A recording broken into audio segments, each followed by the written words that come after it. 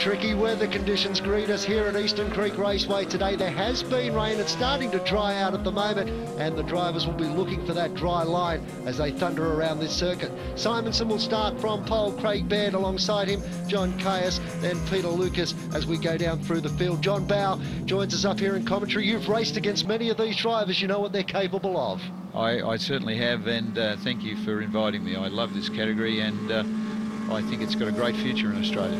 We are set for the start, rolling start in the Australian GT Championship, waiting for the all clear to be given, the green flag to be waved. Who will it be? Simonson, can he do it down the inside? He's certainly got the jump on Baird, who slots straight in behind. He's not even going to fight for it. Unfortunately, the Aston Martin didn't get off the line all that well. John Caius actually jumped before the start line and then thought better of it. So by the time he actually put his brakes on again and took off, he got engulfed by the field. Well, he's been rounded up by two competitors. He's got plenty of work to do as Caceres goes around in the Porsche, and he'll go back to last, manages to keep the car going, brings it back onto the circuit, so he's just lost time, that's all. Just put his wheel on the outside. I think there's a bit of damp just on the outside extremities. All the cars will be on slicks here now. It's quite dry, but it's just on the outside line there's a bit of damp.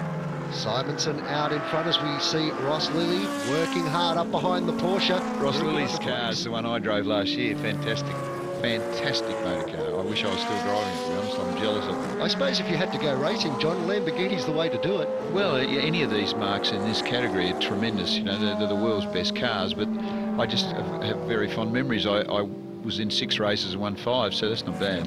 Peter Lucas holding off John Chulin, who looms right up behind him out of turn 9. The Ferrari doing a fantastic job. Lucas holding his own at the moment, though. The little Lotus there is much probably more nimble, but I'm sure John will overtake down the straight. It's got a lot more grunt. Blow him away under horsepower. The Porsche still maintaining position as we watch way out Nick Kelly out in front of this small little battle. He's got breathing space now, that's what he needed. We catch a replay of the incident in turn 2 on the opening lap. Caceres going around. It's probably a little bit lucky there, I suppose, in some respects, John. Well, yeah, I mean, he managed to keep. He obviously put the clutch in, kept the engine going. But those Porsches, if you're on a trailing throttle, they're actually quite a tricky car to drive. They look tremendous, but they're not that easy. Ferrari 430 GT3 takes off into the distance at the moment. Alan Simonson, you can see big gap back to Craig Baird. Then we've got Lucas sitting back there in 3rd. Chulin, Caius, Lilly, Samadi sitting in there in 7th spot. And look at this battle. Oh, right out onto the dirt goes John Chulin. He's working that Ferrari very hard. He certainly is. I can't believe that little Lotus. So it's actually going really well. It managed to stay here down the straight, and the Aston's looming in the background. Now, the Aston is actually a quicker car than both those cars. So Johnny Caius has done quite a bit of racing now, so it'll be interesting to see if he can battle his way past those two.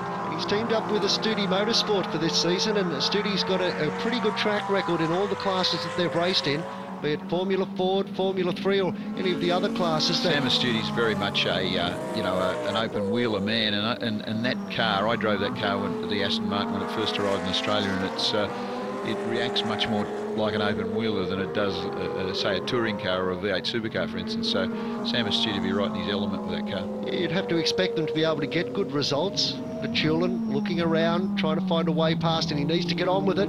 Almost left the door open for Caius to slide up the inside in turn 9. Isn't that a great looking car, that Aston Martin, though? Oh, it's an incredible machine. Sounds fantastic too. Up through the final group of turns to come up onto the start-finish straight. This is where we should see Caius grow an extra leg, so to speak, and Chulin will be trying to get past as well. That's a good one. Here they go. Oh, Chulin gets it out onto the dirt too. That made it very easy for Caius to get a run up the inside. He'll hold the line down through the very fast turn 1 here at Eastern Creek, and Chulin is going to have to back out of it. It doesn't actually. I thought the Aston would have a bit more speed advantage over the Ferrari, but it was only just a little, and now the little Lotus is defending. He's driving really well. Defending, it's like a tank for sitting behind you. Yeah, it is, isn't it? It'd be a bit scary. And the Aston's got the most enormous induction noise, so I reckon he could hear it even. Peter Lucas doing a good job at the moment, although you get the feeling it's just a matter of time before KS goes straight past him, but round this back section of the circuit, as you say, a very small car, very nimble, lightweight, but oh, look at that, up the inside, good driving. That's a good move, that's a good move. It's one of the, there's not that many places on this track that lends itself to a good clean pass, and that's one of them, and he picked it great. Here comes the number 57 machine of Ross Lilly, the Lamborghini. It's my old car. You say that with tears in your eyes. Tears are rolling down my cheeks. What is it like coming out in conditions like this, where there are clouds in the background, you're unsure about what the weather's going to do?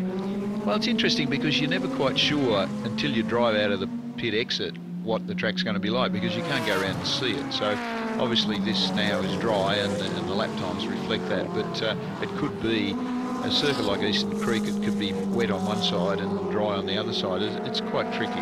As it turns out, it's not so bad, but obviously just Sydney weather, you never know what's going to happen.